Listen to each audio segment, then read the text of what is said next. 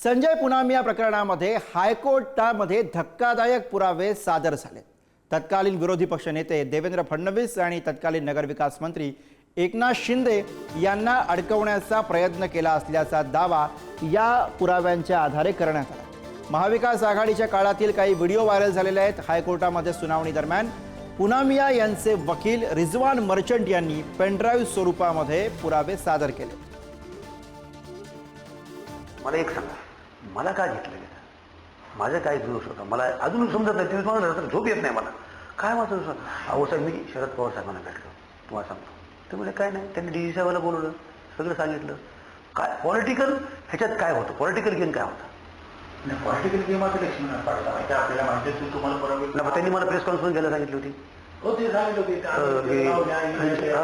साहेबांचं नाव घ्या, एकनाथ शिंदे साहेबांचं नाव घ्या, ह्यांचं घ्या, त्यांचं घ्या। नाही, एकनाथ शिंदेचं नाही, त्यांनी सांगितलं की परवा देवेंद्र फडणवीसचं नाव घ्या।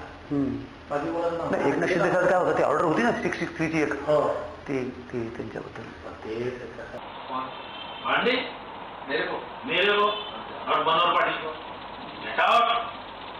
हमको बोला कि यूं करो, यूं बोलते हैं वो भोले को क्यों अरेस्ट नहीं करते, शिंदे को क्यों अरेस्ट नहीं करते?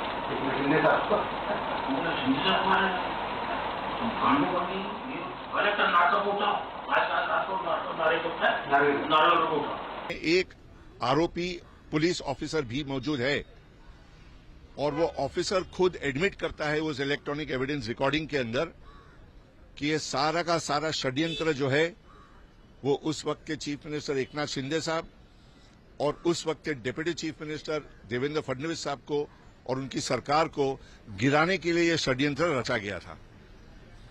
ये एफआईआर रिकॉर्ड के ऊपर स्पष्ट तरीके से क्लैरिफाई करता है कि यह षड्यंत्र थी।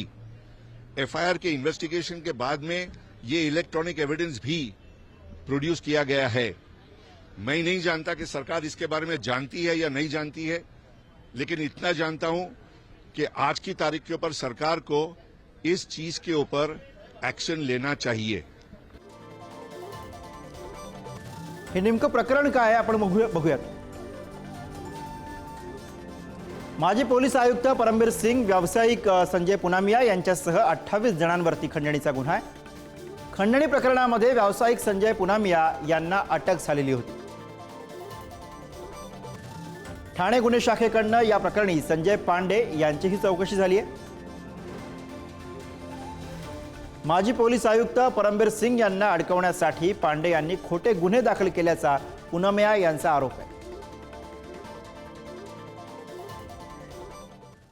बघूयात याविषयी भाजपचे आमदार प्रसाद लाड आणि प्रवीण दरेकर यांनी काय माहिती दिली आहे। प्रतिनिधी सुशांत सावंत यांनी त्यांच्याशी संवाद साधलाय।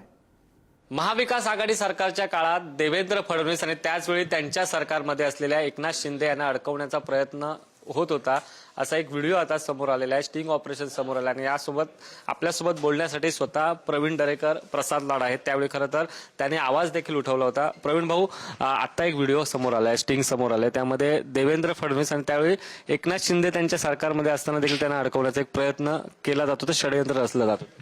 नाही, सरकार त्यावेळेला किती सूड भावनेतनं काम करत होतं ते आता एक एक गोष्टी त्या ठिकाणी बाहेर यायला लागल्यात।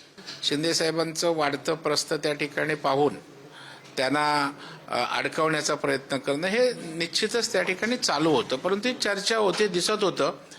परंतु अशा प्रकारच्या स्टिंग ऑपरेशनच्या माध्यमातून या गोष्टीला पुष्टी मिळते।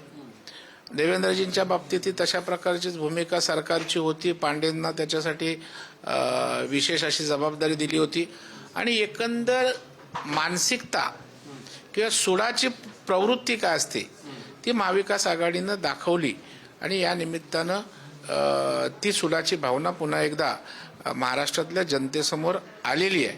तथापि ते स्टिंग ऑपरेशन आहे, त्याची सत्यता पडताळणं, त्यातलं तथ्य तपासणं हे काम निश्चितच पोलीस खातं त्या ठिकाणी करेल आणि जर त्या स्टिंगमध्ये काही तथ्य असतील तर त्या दृष्टीनं या सगळ्या गोष्टीचा पर्दाफाश महाराष्ट्रातल्या जनतेसमोर त्या ठिकाणी निश्चितपणे होईल। आपल्यासोबत स्वतः प्रसाद लाड सर आहेत। प्रसाद भाऊ, एक व्हिडिओ समोर येतोय, त्यावेळेच्या काळात खरं तर देवेंद्र फडणवीस असतील आणि तेव्हा त्यांच्याच सरकारमध्ये असलेल्या एकनाथ शिंदे यांना अटकवण्याचा प्रयत्न कुठेतरी षडयंत्र रचलं जातं।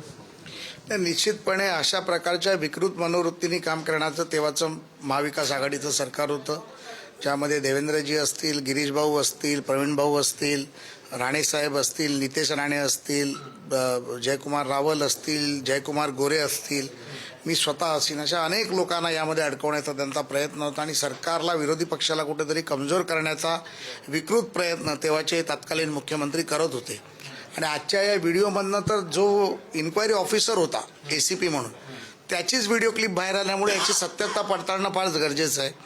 माननीय देवेंद्रजींनी जरी म्हटलं असेल की आम्ही विरोधात सत्तेत असलो तरी विकृत मनोवृत्तीने काम करणार नाही, सुडाची भावना घेणार नाही, परंतु हा जो व्हिडिओ तुमच्या माध्यमातून समोर आला आहे त्या व्हिडिओची सत्यता पडताळली पाहिजे, त्या व्हिडिओचं सत्यता जाणून घेतली पाहिजे आणि तो व्हिडिओ खरा असेल तर त्यामध्ये निश्चितपणे उद्या सभागृहात या विषयावर चर्चा नक्कीच होईल. हे सत्य जे आहे ते जनतेसमोर यावं यासाठी आम्ही उद्या विधान परिषद असेल किंवा विधानसभा असो तिथे आवाज उठू.